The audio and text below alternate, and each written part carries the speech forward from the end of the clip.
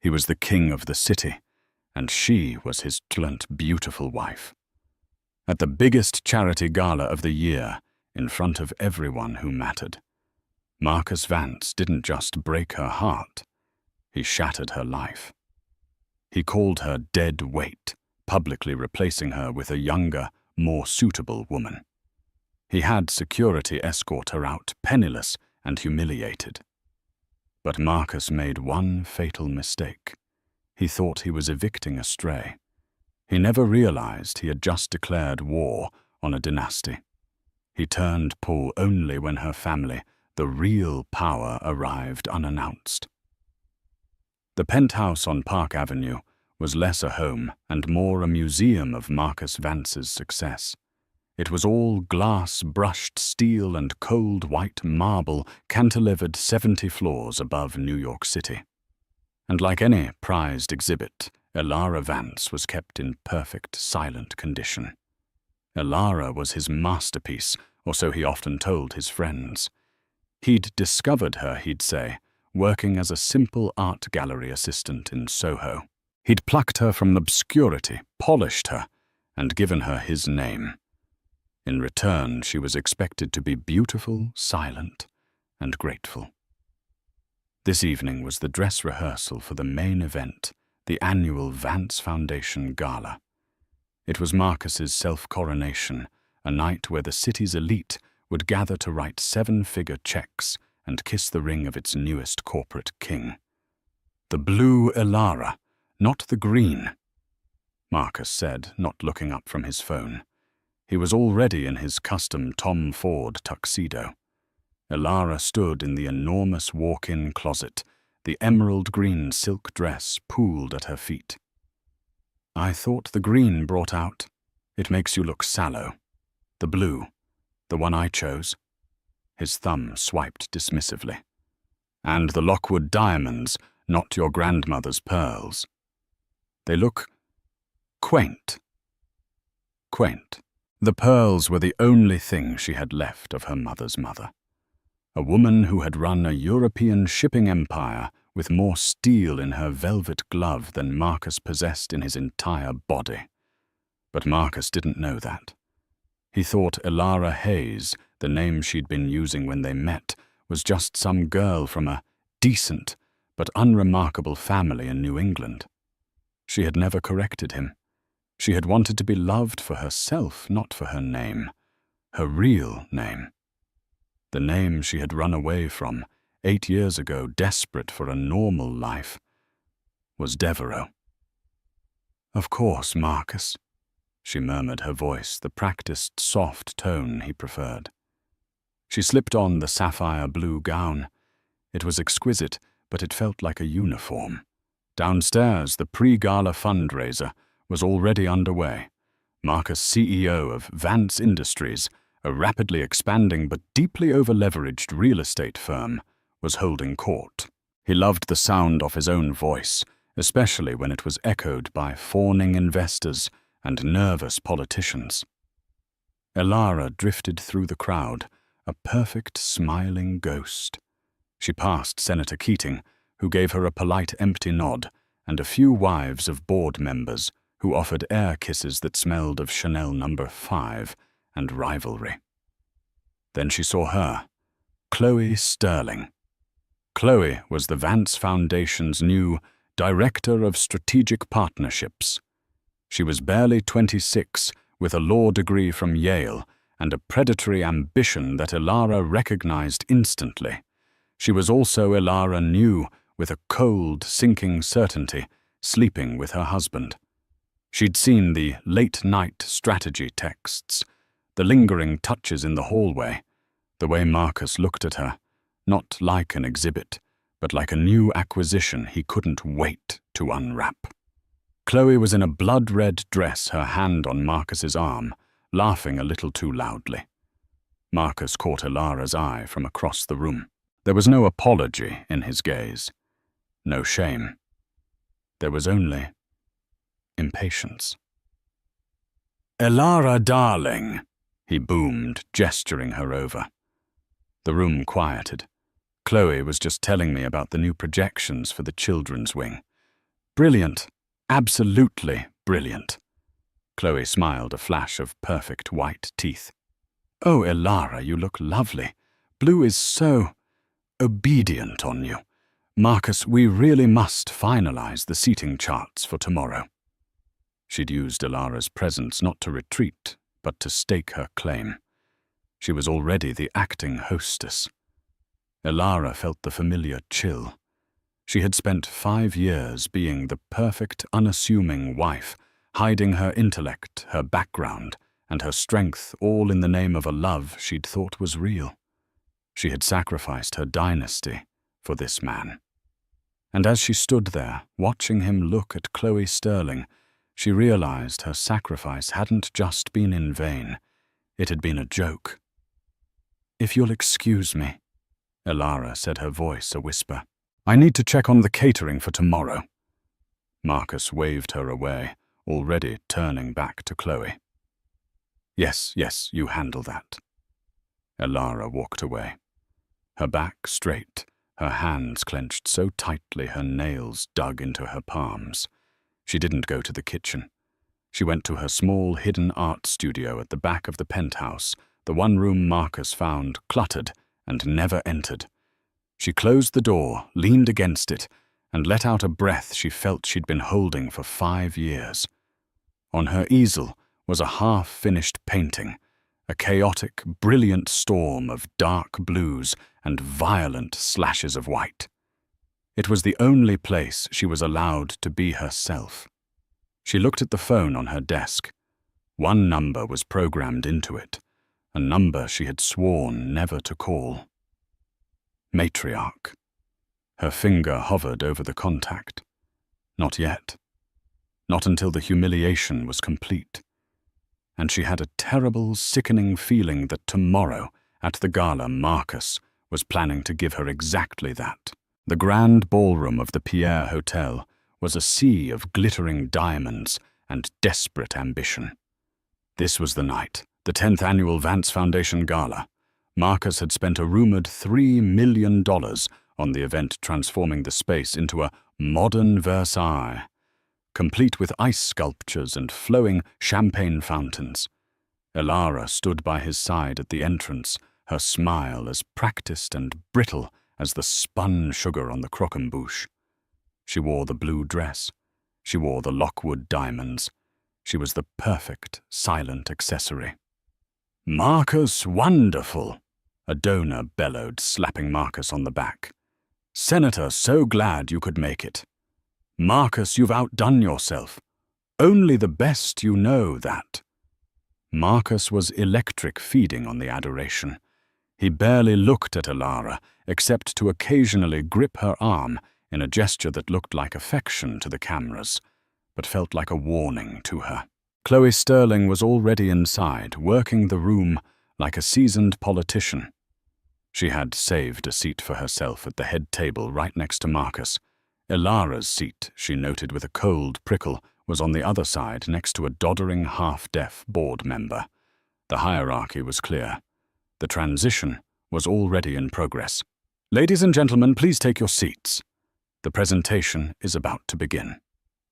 The lights dimmed. A slickly produced video played showing Marcus Vance cutting ribbons, shaking hands and staring thoughtfully at blueprints. It painted him as a visionary, a philanthropist, a man single-handedly rebuilding the city. Elara watched, her stomach twisting. The man on the screen was a stranger. The man she'd married, or thought she'd married, was a quiet, driven man who'd told her he hated the stuffy world of his parents. It had all been a lie. He hadn't hated it. He'd just been on the outside, desperate to get in. And she, Elara Devereaux, had been his key. Except he'd never even known which lock she opened. The video ended. The spotlight hit the podium. Marcus strode onto the stage to thunderous applause. "Thank you, thank you." He beamed, holding his hands up. "Friends, colleagues, family." He began with the usual platitudes. thanking the donors, praising the board, outlining the foundation's bold new vision. Elara let the words wash over her. She was tracing the patterns on the tablecloth, planning her escape. A small apartment, a quiet job, a life where she could finally paint. She would have to call her family. The thought was humiliating, but not as humiliating as this. Then his tone shifted. But change, Marcus said, his voice dropping, is not always easy. To build something new, you must first have the courage to tear down what is old. The room grew quiet. This wasn't in the prepared remarks she'd seen. For Vance Industries to reach the next level, for me to reach my full potential, I have to be willing to make hard cuts, to shed dead weight. A few people shifted uncomfortably. This was unusually aggressive even for Marcus. Elara's blood ran cold. She looked up. The spotlight was still on him, but his eyes, two dark pits of ambition, were locked directly on her. My marriage, my partnership with Elara, has been a comfort. He used the past tense. The air left her lungs. But comfort is the enemy of greatness. There were gasps. Senator Keating, sitting nearby, looked frozen, a forkful of lobster thermidor halfway to his mouth. Elara has been a wonderful part of my journey. Marcus continued, his voice dripping with false sincerity. But her journey ends here. We have amicably decided to separate. This was the first Elara was hearing of it. Amicably. And in her place, Marcus said, a triumphant smile spreading across his face, I am thrilled to announce a new partner, someone who shares my vision, my drive, and my passion for the future. He gestured to the side of the stage. Please welcome the new Senior Vice President of Vance Industries and the new chairwoman of this foundation, Ms. Chloe Sterling. Chloe glided onto the stage, bathed in a second spotlight, her red dress clinging to her like a second skin. She took Marcus's hand. He kissed her, not a peck on the cheek, but a full, passionate kiss right there on stage in front of 500 of the most powerful people in New York. The camera flashes were blinding. It was an execution. Elara sat paralyzed, the blood roaring in her ears. She was vaguely aware of a man in a black suit, one of Marcus's private security, approaching her table. Ma'am, he murmured, his voice gentle but firm. Mr. Vance has arranged a car. He wasn't asking. He was telling. But my things, she whispered, her voice trembling. Your belongings will be forwarded to an address of your choosing. The security guard said, his eyes empty. He was reading a script. She stood up. The room was spinning. Every eye was on her. Some held pity. Most held a cruel reptilian curiosity. They were witnessing a social death, and they would dine out on it for weeks. As the guard's hand touched her elbow, steering her towards the exit, Marcus's voice boomed over the microphone one last time. And now, a new beginning, to the future. The applause was deafening. The heavy ballroom doors swung shut behind her, cutting off the sound. She was in the silent, carpeted hallway, alone. The guard had already melted away. She walked one foot in front of the other through the opulent lobby. The doorman who had greeted her with a fawning Mrs. Vance just 2 hours earlier now looked straight through her. She stepped out into the cold November air. The car Marcus had arranged was a standard black Lincoln town car, not her usual Bentley driver. It was a final petty twist of the knife. As she slid into the back seat, her phone buzzed. A text from Marcus. Penthouse locks have been changed. My lawyer, Mr. Adler, will contact you tomorrow with the divorce settlement. It is non-negotiable. Be smart, Elara. Don't make this messy. A second buzz. her credit card, an alert from her bank. Account frozen by primary holder. He hadn't just divorced her. He hadn't just humiliated her. He had erased her. He had left her on the street, penniless, with nothing but a $20,000 dress and a pair of borrowed diamonds. She took a deep, shuddering breath. The tears didn't come. What came instead was a coldness she hadn't felt in years, a familiar, ancestral cold. She looked at her own phone, the one he didn't pay for, the one she'd kept hidden. She opened her contacts and pressed the one named Matriarch. It rang once. "It's done," a crisp, ageless voice said. "No hello." Elara's voice was hoarse. "Grandmother, it's Elara." There was a silence on the line, a vast, snowy silence that stretched from New York to the family chateau in Geneva. "He did it," Elara whispered, the first tear finally tracking a path through her perfect makeup. "He did it all." Another pause. Then the voice of Genevieve Devereaux, the iron-willed head of the Devereaux global empire, spoke 3 words. "Give me the name." "Marcus Vance," Elara said. "Vance Industries." "I see. And the other one?" "Chloe Sterling.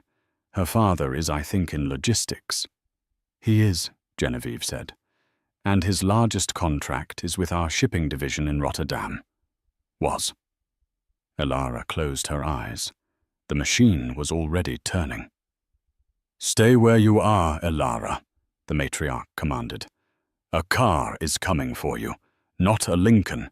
You are a Devereaux. You will not be seen in a Lincoln." The line clicked dead. Elara looked out the window. The town car was pulling up to a mid-level hotel, Marcus's final insult, a prepaid room. She told the driver to stop. She got out. She would not go in. She stood on the corner of 59th and 5th, a statue of sapphire blue. She was no longer Mrs. Vance. Within 5 minutes, a black, gleaming Rolls-Royce Phantom, the kind with diplomatic plates, purred to a stop in front of her. A driver in a full Devereaux grey livery stepped out and opened the door. "Ms. Elara," he said, as if he'd just dropped her off 5 minutes ago. "The matriarch is en route." As Elara slid into the plush, buttery leather interior, she knew. Marcus hadn't just shed dead weight. He had just torpedoed his entire fragile world. And he had no idea the iceberg was now heading straight for him. The Devereaux safe house wasn't a house. It was the entire 50th floor presidential suite of the St. Regis, permanently retained under a corporate name for family use. It was quiet, opulent, and most importantly, secure. Elara spent the first 24 hours in a fog. The Devereaux team, a silent, efficient group of professionals who had materialized at the hotel, had handled everything. A woman named Sophia, who was part assistant, part security, had produced a wardrobe of perfectly tailored clothes in Elara's exact size. A lawyer, not a family one, but a specialist, had appeared, taken her statement, and vanished.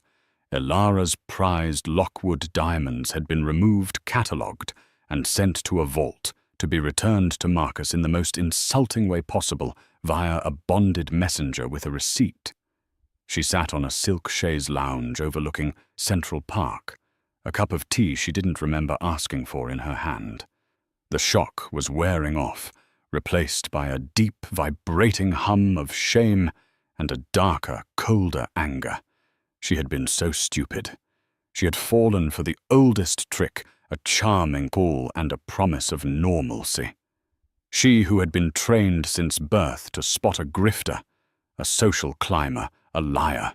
She had seen all those traits in Marcus, and had, in her romantic delusion, mistaken them for ambition.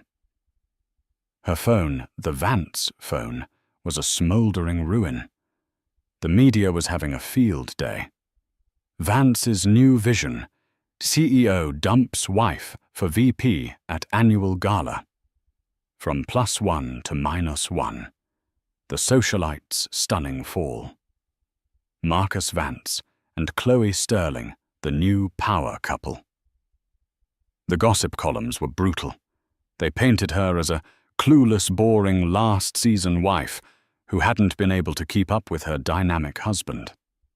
Page 6 ran a particularly cruel piece, quoting an insider, clearly Chloe, who said Ilara's only hobby was finger painting. Meanwhile, Marcus and Chloe were embarking on a victory tour. They were photographed having a celebratory breakfast at Balthazar Chloe's hand, flashing a massive canary yellow diamond, a ring that must have been purchased weeks, if not months ago. Marcus had given an interview to the Wall Street Journal set up for the morning after the gala. Vance Industries is pivoting. He'd said, his picture plastered on the front page, oozing confidence. We are leaner, more aggressive. We've cut all sentimental ties. Our new flagship project, the Hudson Elysium Tower, is fully funded. We are unstoppable. Ilara let the newspaper fall to the floor. Fully funded, she whispered. She knew for a fact the Elysium Tower was a house of cards. Marcus had leveraged everything, including the penthouse, to break ground. He was desperate for a final round of financing. The door to the suite opened. He's arrogant, and arrogance is expensive. Genevieve Devereaux stood in the doorway, not as a grandmother, but as a queen. She was 75, but looked 50. Her silver hair pulled into a severe, elegant chignon. She wore a Chanel suit the color of glacial ice. Behind her stood Ilara's two brothers, men who were as much a part of the family business as she was. Liam Devereaux, the elder. He was the enforcer, the CFO of Devereaux Holdings. He saw the world in numbers, and he had the face of a particularly unforgiving auditor. Julian Devereaux, the younger. He was the diplomat, the family's chief counsel and head of public relations. He was the charming one, the one who buried the bodies with a smile. Ilara, Genevieve said, walking over and kissing the air near her cheek. You look thin, and you've let your French get rusty. Grand-mère, Ilara said, standing. Sit, Genevieve commanded, taking the chair opposite her. Liam and Julian remained standing, flanking her, like two custom-suited watchtowers. I have read the news, Genevieve said, her lip curling in distaste as she gestured to the page 6 article. Finger painting. Disgraceful. I'm sorry, Ilara whispered. I brought shame. You did not. Liam interjected, his voice a low growl. You were betrayed. There is a difference. But Liam is correct, Julian added smoothly. The optics are unseemly. A Devereaux thrown out like common trash. It will not stand. Indeed, Genevieve said. Now, Ilara, tell us, what do you want? Ilara looked at her hands. I just want to disappear. I want to go to the farmhouse to paint. No, Genevieve said. It was final. That is what she wants. She motioned to the newspaper. The boring, clueless wife. You will not give them the satisfaction. You will not run. You ran once. Look where it got you. The words were sharp, but true. This is not a social slight, Ilara. This is a declaration of war. He didn't just humiliate you. He humiliated this family. He did it publicly, so we will respond publicly. He thinks he's a king. We will remind him what a dynasty looks like. Genevieve leaned forward. This man, Marcus Vance, he is leveraged to a private equity firm in Luxembourg for the Hudson Elysium project. Correct? Ilara nodded. LuxCap Partners. He was so proud of securing it. He said they were anonymous and stupid. Liam smiled a thin, cold expression. LuxCap Partners was acquired in a hostile takeover by Devereaux Holdings at 9:00 a.m. Central European Time this morning. The anonymous and stupid money he's building his dream on. It's ours. Elara's jaw dropped. But how? You left a paper trail, Julian said. In your finger-painting studio, you kept meticulous notes on his business, his passwords, his private servers. You were the perfect invisible wife. You were also the perfect spy. Elara hadn't even realized it. She just listened. She absorbed. And Ms. Chloe Sterling. Genevieve continued tapping a pristine white envelope on the table. Her father, Sterling Logistics. As I mentioned, their largest contract was with our Rotterdam port. That contract was terminated effective immediately for breach of ethical standards. Julian has also helpfully leaked to the press that Sterling Logistics is being investigated for customs fraud. They aren't, Liam noted. They are now, Julian corrected. Reputation is everything. So, Genevieve said, standing. This is the plan. Marcus Vance believes he is at his peak. He is celebrating his new life. We will let him. For 48 hours, he will be the king of New York. He is announcing his merger with Sino-Pacific Investments on Thursday. Correct. Elara nodded. It's the final piece of his Elysium funding. A press conference at his office. Excellent, Genevieve said. That is where we will cut the head off the snake. Elara, you will go to the salon.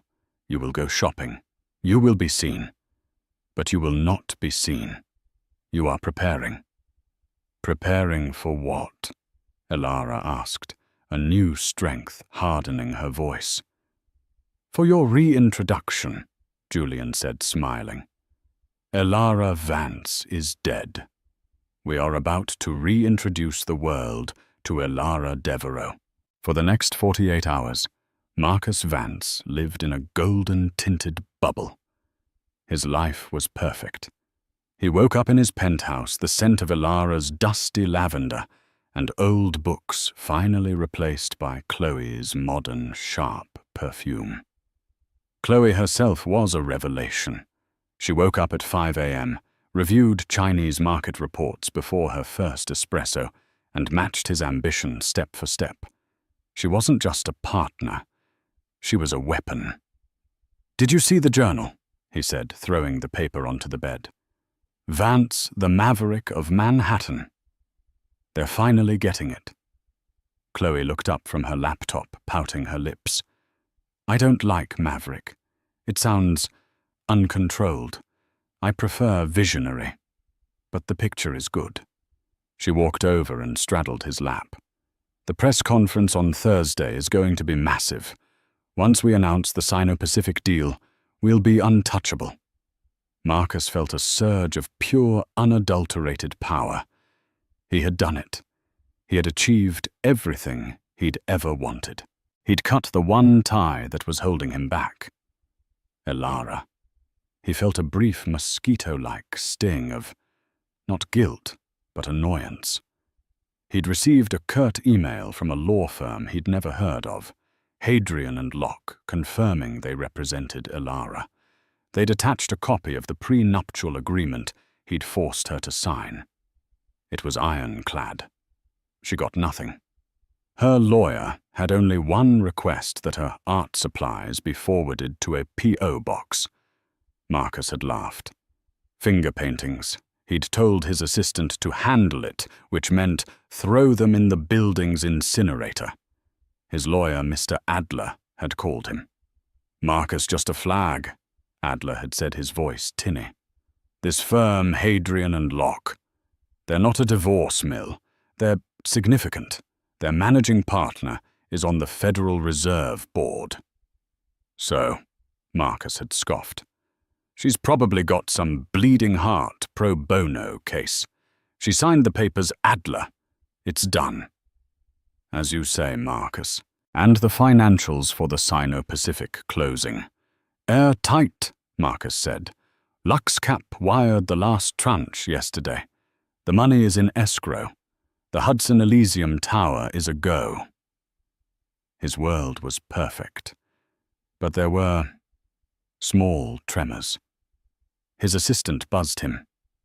Mr. Vance. A slight issue. Sterling Logistics just declared force majeure. They're pulling their entire fleet. What? Marcus barked. They can't do that. They're Chloe's family. He'd stormed into Chloe's new cavernous office. What the hell is going on with your father? Chloe looked pale. Her usual composure cracked. He said they're being investigated. Some ridiculous customs fraud charge. He said a contract was pulled, a big one. He's furious. He told me I should have stayed in my lane. Useless, Marcus muttered. Fine, we'll get another logistics company. Call O'Malley. O'Malley just terminated their contract with us, his assistant said over the intercom, her voice quavering. And so did Eastern Trucking and Global Link. What is this? Marcus roared. Is this a joke? They all cite financial risk reviews, the assistant whispered. A cold dread, the first he'd felt in days, began to creep up his spine. It doesn't matter, he said more to himself than to Chloe. It's all noise. The Sino-Pacific deal is all that matters. The money is in. The deal is closing. Thursday. Nothing can stop that. He was Marcus Vance. He was a maverick. He was a visionary. He was unstoppable. He spent the rest of the day in a flurry of angry calls, all of which went to voicemail. Suppliers he'd had lunch with last week were suddenly in a meeting. Bankers who had begged for his business were on vacation. It was a coincidence, a statistical blip. He went home craving the reassurance of his perfect penthouse. When he walked in, he found Chloe frantically packing a suitcase. What are you doing? He demanded. My father called, she said, her voice high and thin. The feds just raided his office. They're freezing our assets. His assets. He said this is a professional hit. He said, I'm radioactive. I have to go. Go where we have the press conference tomorrow. You don't get it, do you? She shrieked, her mask of sophistication shattering. This isn't about you. My family is being ruined. I thought you were a king, Marcus. But this is a war, and you're on the wrong side. What are you talking about? What war I won? Did you? She said, zipping the bag. This all started the day after that stupid gala. The day after you humiliated your little mouse of a wife. You poked something, Marcus. You poked something you shouldn't have. Get out, he hissed, his voice dropping. Gladly, she spat, grabbing her passport. And for the record, your Elysium Tower is a glass monstrosity, and I hate canary diamonds. She slammed the door. Marcus stood alone in the marble foyer, the silence of the penthouse deafening. The fear was no longer a creep. It was a flood. He ran to his office and pulled up the accounts for the LuxCap Partners financing. The money was still there in the escrow account, safe. He breathed. It was fine. Chloe was a liability anyway. Her family was a mess. He was better off. He'd announce the deal tomorrow solo. He was a lone wolf, a visionary. He poured himself a 30-year-old Macallan. His hand shaking just slightly. It was all a coincidence. It had to be. Thursday, 11:00 a.m. The main conference hall at Vance Industries headquarters was packed.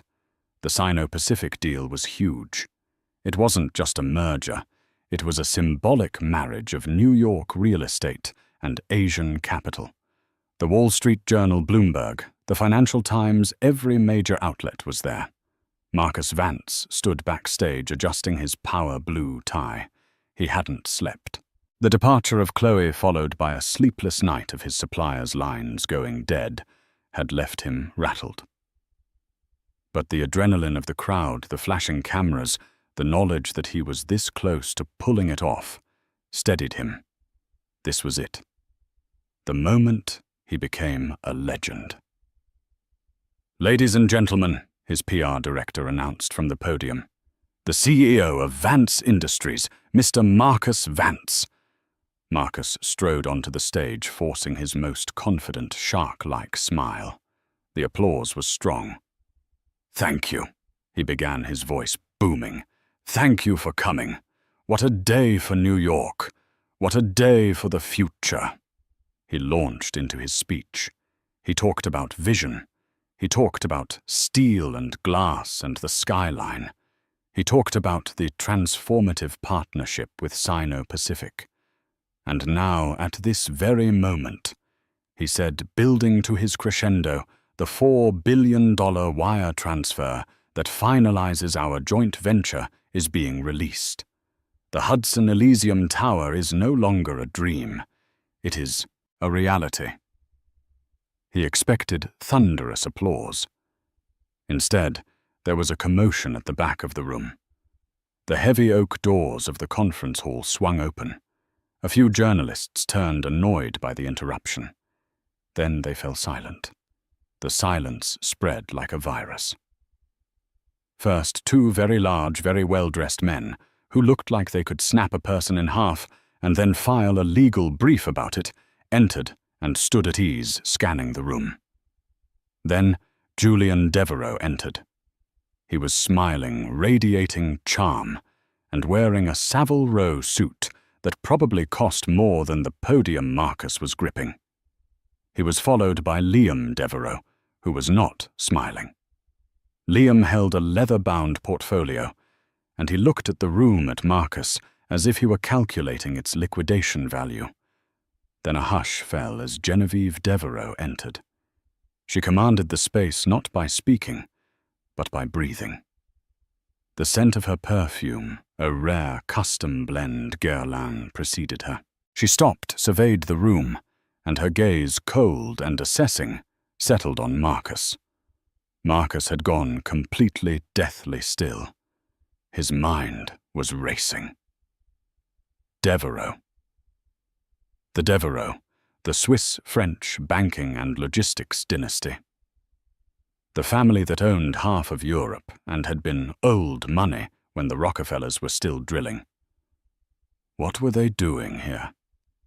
He'd been trying to get a meeting with Devereaux Holdings for years. "Ms. Devereaux." Marcus stammered, his prepared speech forgotten. He fumbled off the stage, rushing toward her, his hand outstretched, his plastic smile snapping back into place. What an unexpected honor. I had no idea you were in New York. Had I known, I would have... Well, this is incredible. Genevieve looked at his outstretched hand as if it were a dead fish. She did not take it. "Mr. Vance," she said. Her voice was quiet, but it carried across the silent room like a shard of ice. "Please," he gushed. "My staff can find you a seat. We're just announcing it's a new era." "We are not here for a seat," Julian said, stepping forward smoothly. "We are here for a clarification." "A clarification?" Marcus laughed nervously. "About what?" "The deal. It's all public." "No," Genevieve said. "Not about your deal, about a personal matter." The journalists were now out of their seats, cameras flashing recorders on. This was 1,000 times better than a boring merger. I don't understand," Marcus said. The dread was back thick and suffocating. "You see," Genevieve said, "this family takes its name very seriously, Mr. Vance, and you have, misused it." "Misused your name? I would never," he sputtered. "I have the utmost respect for—" "And yet," Genevieve continued, "you put a member of this family, the daughter of this house, you put her in a taxi, in the middle of the night, with her credit cards cancelled." The room inhaled as one. Marcus's brain short-circuited. "Daughter. Daughter. What daughter?" "You had her escorted from a public event, like a common criminal," Genevieve said, her voice rising almost imperceptibly, but to devastating effect. I don't know what you're talking about," Marcus stammered, his face losing all color. "Don't you—" And then Genevieve Devereux stepped to the side. She had been obscuring the doorway. Now she revealed the person standing just behind her. Elara. But this was not the Elara he knew. This was not the quiet, mousy woman in the ill-fitting quaint pearls. This was Elara Devereux. Her hair, once a simple brown, was now a rich dark auburn, styled in a cut so sharp it could draw blood. She wore a tailored suit of crimson red, a color of war that fit her like armor. Her grandmother's pearls were gone, replaced by a single massive Devereux family crest, a diamond and ruby lion. Her makeup was flawless. Her posture was steel. She looked at Marcus, not with pain or sadness or anger. She looked at him with pity. Marcus's blood turned to ice water. His smile froze, then collapsed. He turned a color of ash, a sickly pale green. He looked at the woman in red. He looked at the matriarch. He looked at the family crest. And he connected the dots. Elara Hayes, her mother's family, her quaint pearls, her Elara, he whispered. His voice was a dry croak. Elara stepped forward. The cameras swarmed a frenzy of clicking shutters. "Hello, Marcus," she said, her voice clear and strong. "You wanted to introduce your new partner. I thought it was only fair that I introduce my old one." She gestured to her grandmother. The Page 6 reporter, the one who had written the finger-painting article, shouted first. "Miss Vance, who are these people?" Elara smiled. "These are my people, and you've been mispronouncing my name. It's not Vance. It's Devereux. Elara Devereux." A collective bomb went off in the room. Marcus literally staggered back, his hand grabbing the podium to steady himself. He was hyperventilating. He had just publicly, grotesque, and catastrophically humiliated the sole heiress of the Devereux dynasty. He wasn't just a king on a cardboard throne. He was a dead man. The world did not end for Marcus Vance in a fiery explosion. It ended in a series of quiet, precise, devastatingly legal clicks. As Elara's words, "It's Devereux," hung in the air, Liam the Enforcer finally stepped forward. He placed his leather portfolio on the podium that Marcus was still clinging to. "Mr. Vance," Liam said, his voice as unfeeling as a stock ticker, "let's talk about your reality, the Hudson Elysium Tower." Marcus just stared, his mouth opening and closing. "As of 9:00 a.m. this morning," Liam continued, addressing the room, "Devereux Holdings, the parent company of Lux Cap Partners, has called the note on the $2.8 billion bridge loan funding this project." A reporter from Bloomberg gasped. "Your Lux Cap?" "We are," Liam said. "Mr. Vance was delinquent, on several covenants. No, Marcus choked. The payments, they're not due. The money is in escrow. Read the fine print, Julian added, pointing to a highlighted clause in a document he'd pulled from the portfolio. Clause 22A, the Material Adverse Change Clause. We find that the CEO and primary guarantor of the loan, Mr. Vance, has engaged in behavior that constitutes catastrophic reputational risk, specifically the public and fraudulent termination of his contract, he nodded at Elara, with a primary member of our holding. This is illegal, Marcus shouted, his voice cracking into a panicked shriek. On the contrary, Julian said, it's beautifully, perfectly legal. Mr. Adler, your own lawyer, approved the language. He's a very thorough man. A new horror dawned on Marcus. Adler works for you. But Adler, Genevieve said with a dismissive wave, is a sensible man. He knows which way the wind blows. He will be testifying in the fraud investigation. Fraud. The overvaluing of your assets to secure the LuxCap loan in the first place, Liam said, bored. Inflating your occupancy rates, claiming commercial tenants that don't exist. We found the real books.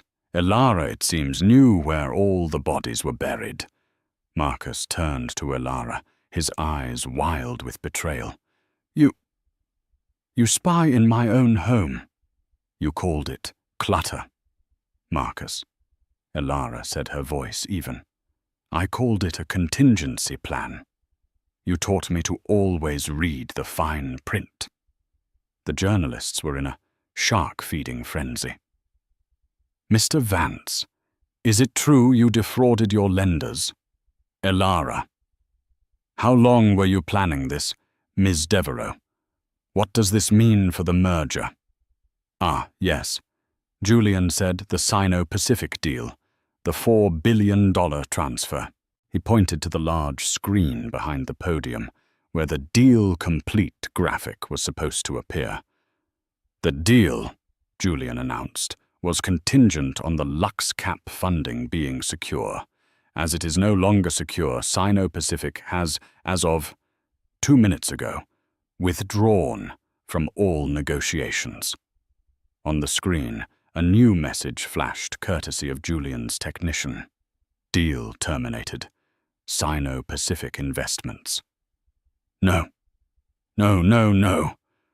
Marcus was physically melting down.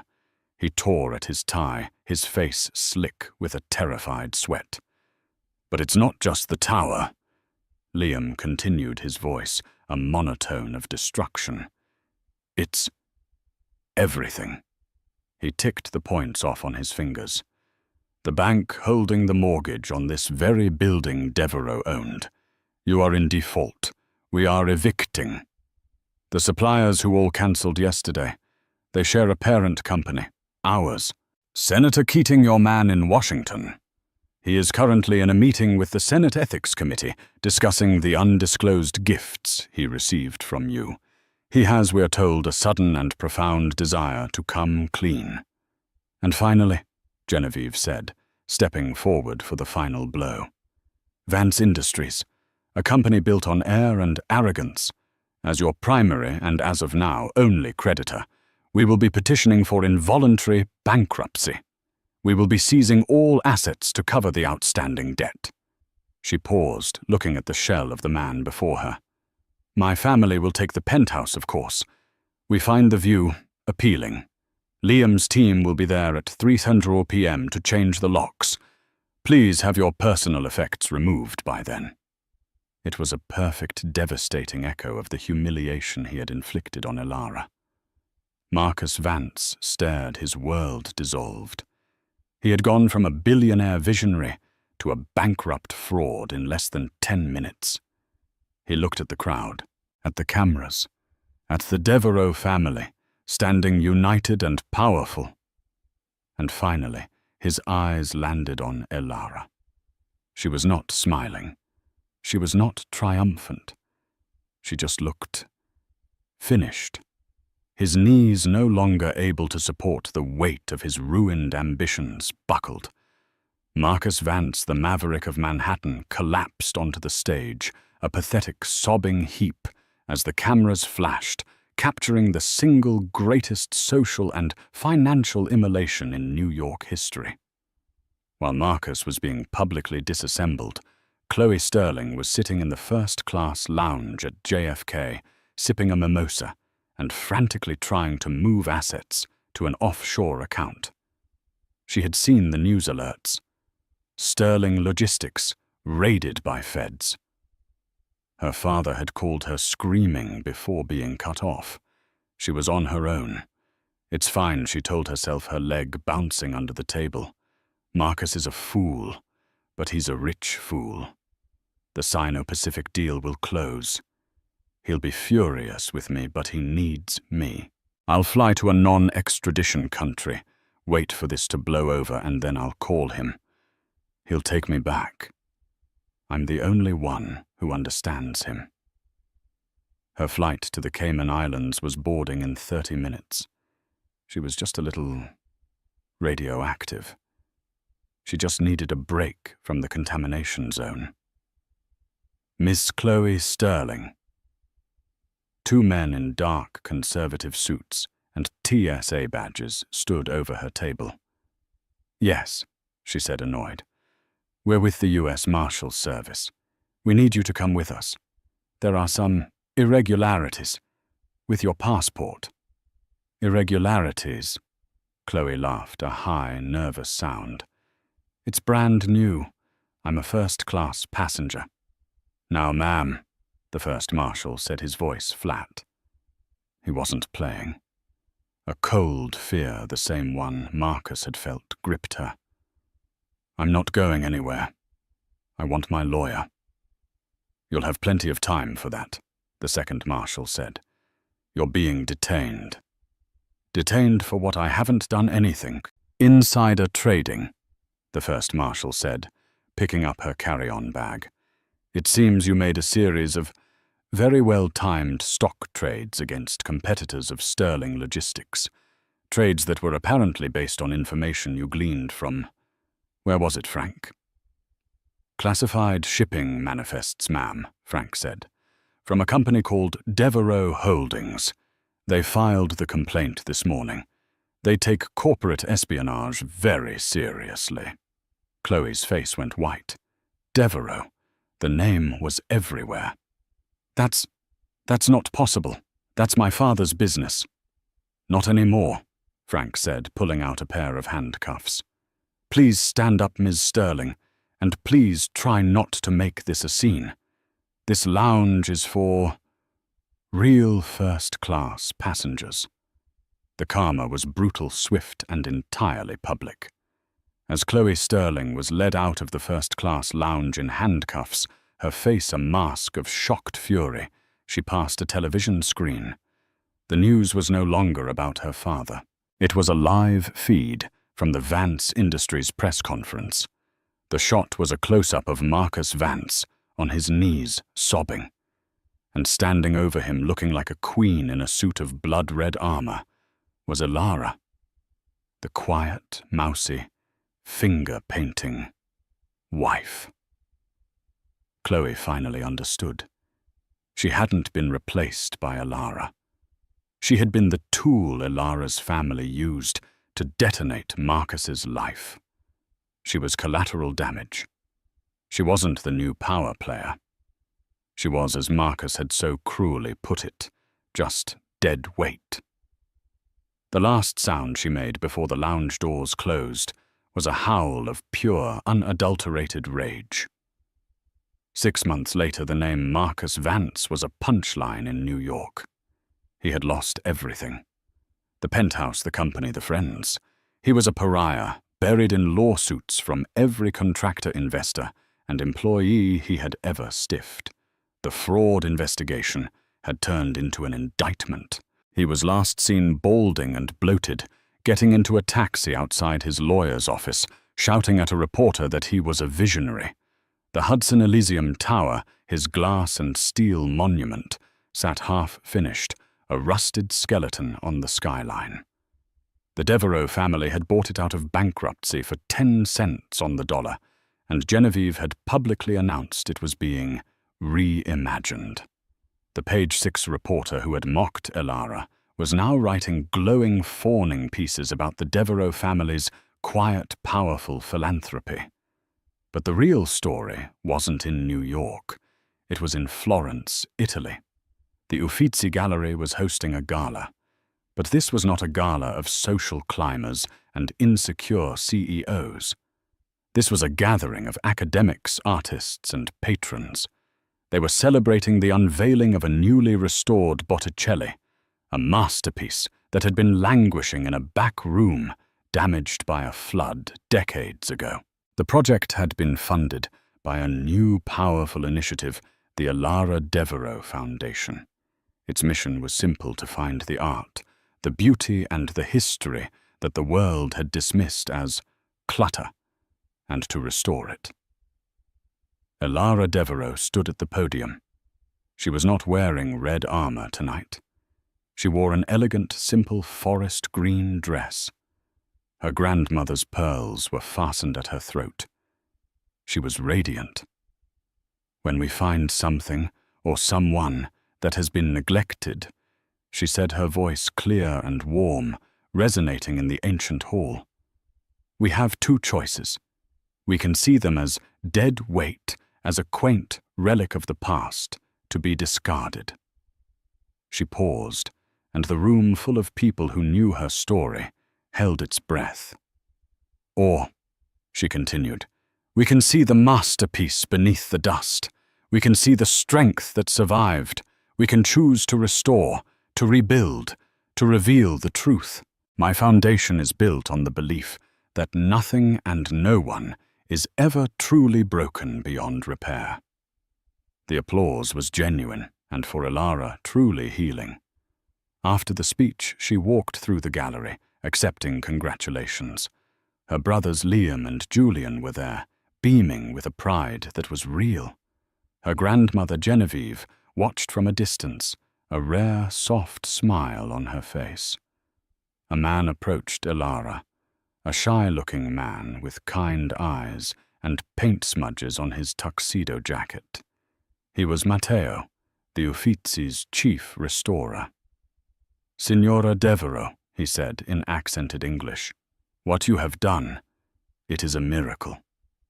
No miracle, Matteo, Elara smiled. Just patience, and the right tools, and a vision, he said, to see what was always there. He kissed her hand. Your speech was perfetto. Will you join me for a glass of champagne? I want to show you the sketches for the next project. I would love that, Elara said. As she walked away with Matteo, laughing at something he said, she felt the last cold fragment of Elara Vance fall away. She was not a victim. She was not a wife. She was not even entirely just a Devereux. She was Elara, a restorer, a builder. She had taken the shattered pieces of her own life, and with the help of her dynasty, had built an empire of her own, one not of steel and glass, but of beauty, strength, and hard-earned truth. And that was the most powerful foundation of all. And that, as they say, is karma. Marcus thought he was the shark, but he was just a guppy in an ocean owned by a whale. Elara's story shows us that true power isn't about how loud you shout, but about the strength you hold in silence. It's a reminder to never, ever underestimate the quiet person in the room. What did you think of Marcus's epic downfall? Was Genevieve Devereux the most savage matriarch ever? Or did Marcus get exactly what he deserved?